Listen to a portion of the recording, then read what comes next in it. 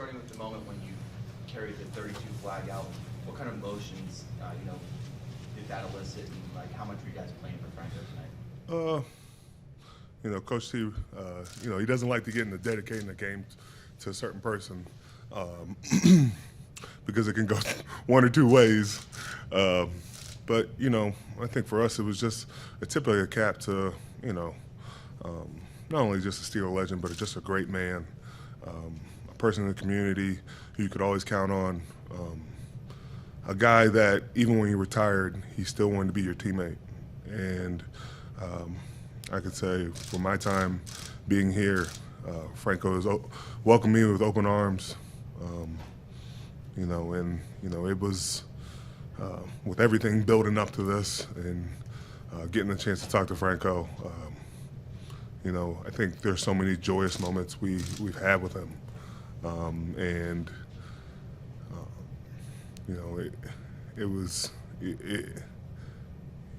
it hurt so many in this community to lose a guy like that, but you knew he lived a full life, and you knew he was loved by so many people.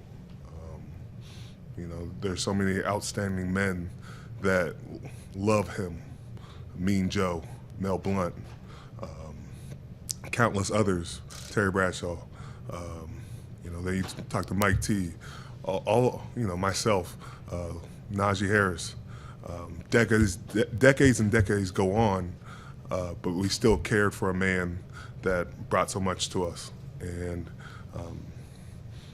that to just say that we loved him, we'll continue to love him, and we appreciate all that he's done for us. Were you playing with any more energy or emotion than usual? You look like you had a pretty strong motor. Got a good night of sleep. Got a little nap in the middle of the day.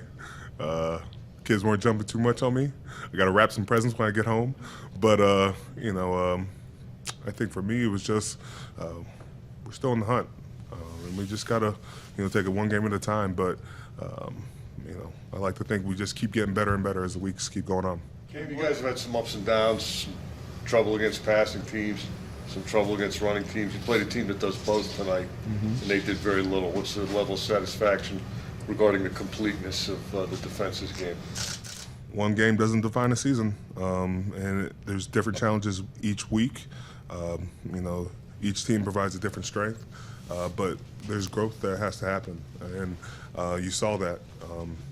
I know we gave up some yards on that first drive, but I thought we settled in, tackled better, tried to contain some of those offensive explosion players that they have, Waller, Jacobs, Adams, Renfro. It's a collective unit, and to beat a team like that, you got to have guys that can make plays. I thought our DBs did an amazing job of, getting turnovers. Even when we gave up a turnover on offense, we were able to hit it right back, next play, get off the field, provide another chance for our offense. I thought we handled the sudden change of that very well. We can't control how we get on the field, but we can control how we get off the field. And I thought we did a great job of, seizing that today. Mike said that you guys couldn't feel the cold. Do you agree with that? Mike said that you guys didn't even feel the cold. Do you agree with that? I don't know if I felt it. I might just be numb right now. But when I get home, I'll probably feel it. With the fans, obviously, stadium wasn't quite as full as it normally is, probably because of those temperatures, but how did you guys feed off of them? They seem to still be pretty loud out there. Yeah, very loud. We enjoy playing in front of our fans. We appreciate everybody who came out tonight. Night games are special here, and there's been a lot of, special moments on night games. We were able to use that crowd noise to our advantage today. Cam, Mike said that he thought some of the young offensive players really grew up tonight. Did you kind of see that too? Yeah, I thought Pat played a really good game. GP and Deontay cut some really big balls for us. Najee finishing plays. And then just having the poise on that last drive. You see an offense really grow in that moment. There's a lot you can learn from it when, you don't shoot yourself in the foot with, penalties. They were penalty free on that drive. What do you know? We got a touchdown. Kim, During the course of the week, Coach Austin said coming out of Carolina, a very run-dominant team, you guys had to be cognizant of how much more Vegas could get to if you did do a good job against the run. Were you sensing that they were going through their full Rolodex, and how did you guys hold up to that after that first drive that you mentioned? I think it came down to settling in, and when you can make a team one-dimensional, you know what's going to happen next. I thought big plays where we were able to get turnovers, and then they went back to the run. It was really big for us because we were able to get off the field still. Even coach having the faith that to punt again and put the defense on the field. It's all on the defense to get off the field, and Cam Sutton makes a heck of a play, and we're singing his praise today. The drive from Kenny too, his second one like that since the Colts game, I guess. I mean, new experience for you, seeing a young quarterback kind of grow and develop through this. What are your impressions as it's happening here in real time? It's funny. I forget who I was talking to about it, but I was saying we don't want to put it all on the rookie's shoulders, but he did a hell of a job today. We needed 7 at the end. We needed that touchdown, and for him to answer the bell, that whole offensive group to answer that bell was pretty special. You're close to him, Cam. In what ways is he growing the most, Kenny? The game starts to slow down the more you get, and I think he's having the ability to just think on the fly and understand what teams like. There's still growth there, though. That's the cool part. We were talking on the sideline. You see some of these big hog mollies coming off the field. The veteran quarterback hurries to the ball and get to the line of scrimmage to run the next play. And so there's a growth there that the younger quarterback doesn't really understand, but a veteran does. And so, it's really cool to just see his maturation at such a young age continue to just keep growing. This isn't a playoff win or division clinching win or anything, but can the emotions of this week and coming out on top be a springboard for you guys in some way, even if this season doesn't continue past week 18? We'll just take it one game at a time. That's all we can control. There's more football ahead of us, but I like it that way. And, we got to just take care of business, and that's all we can do. Tim, they have so many weapons across the field with Waller, Adams, Jacobs. How do you guys lock in on a defensive plan that keeps the game on your end? Pass rush has got to be huge. We got to take advantage up front. But we got to make a team one-dimensional. I thought we did a very good job after that first series of really just being stout in the run game. And when you can do that, then you can light your hair on fire in the pass rush, and you can really mix it up and provide different looks for the DBs to have some fun with. All right, thank you. Appreciate it, guys. Merry Christmas. Merry Christmas. The biggest struggle in the first 3 quarters, and what turned and clicked on that final drive? We were moving the ball well, and then we were stalled in the red zone. It was just something I felt we got behind the chains. We had some penalty issues. I want to watch the tape and see assignment-wise how we were, but we just we were moving it well, and then we got down there and we just kind of stalled out. So it came together at the end. All that matters, we got the W, but there's definitely things that we need to improve on. Kenny, how would you describe the emotion of the night? Yeah, you try to keep your emotion together, right?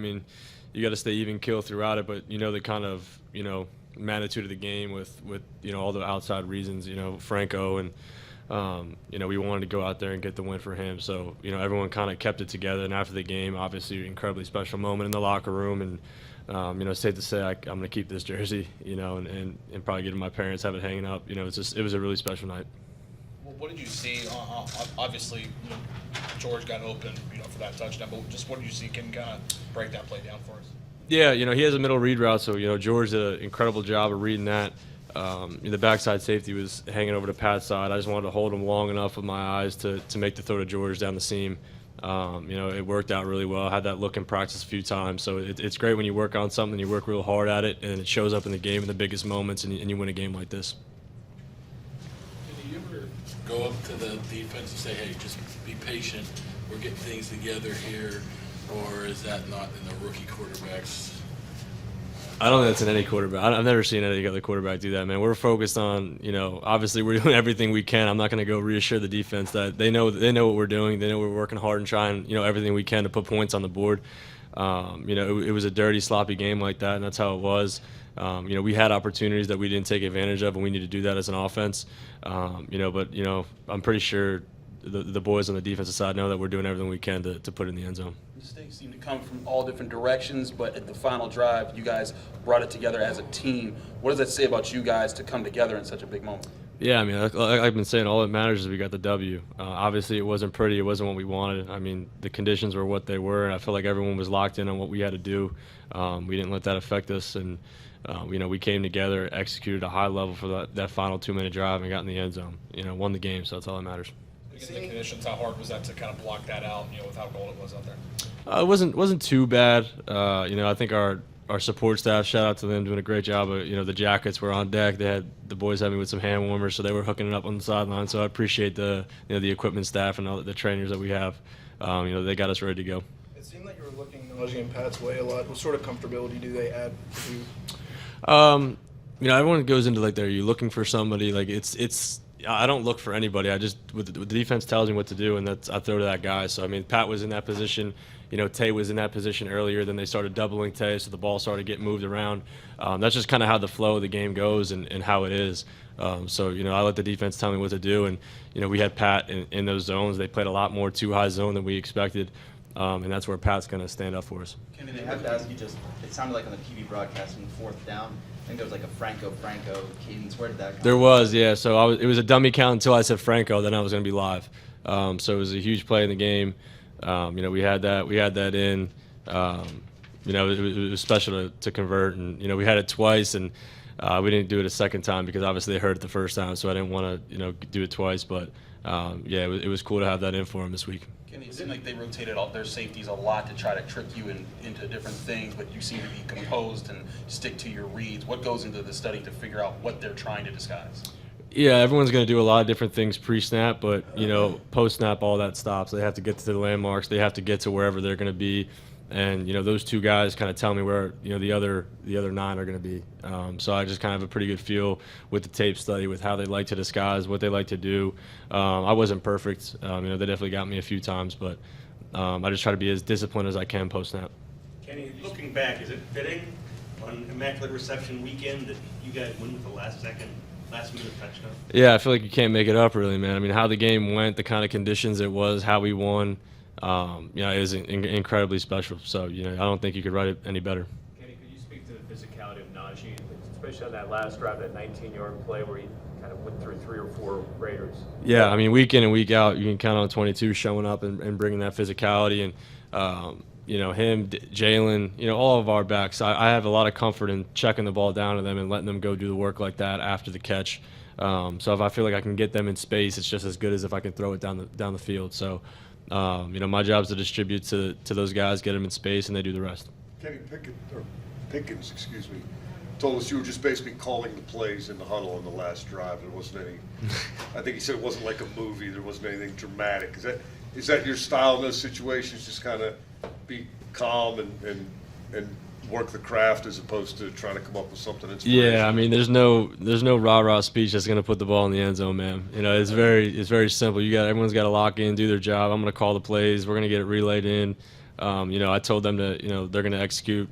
I'll execute, and we're gonna win the game. That's pretty much it. So, when you're in the locker room after and you guys are hugging after a win, that's the best feeling in the world. So, I had no doubt that we're gonna get it done. Is this route tree getting a little bit more diversified? You used him over the middle a couple times. A touchdown. I think there was another 3rd down conversion, wasn't there? Where you found him. Absolutely. Yeah. George is growing as a receiver every week, and it's something we talked about earlier in the season. Just how he wants to be able to do all these different things, and he's going to continue to work on his craft. We're going to move him around, and I'll find him with the football. That straightforward approach in the huddle. That's 2 game-winning drive now for you. Do you feel yourself kind of winning guys over at all in those moments? Is that part of this process for you as a competitor with the new team? I don't really think too much about winning guys over.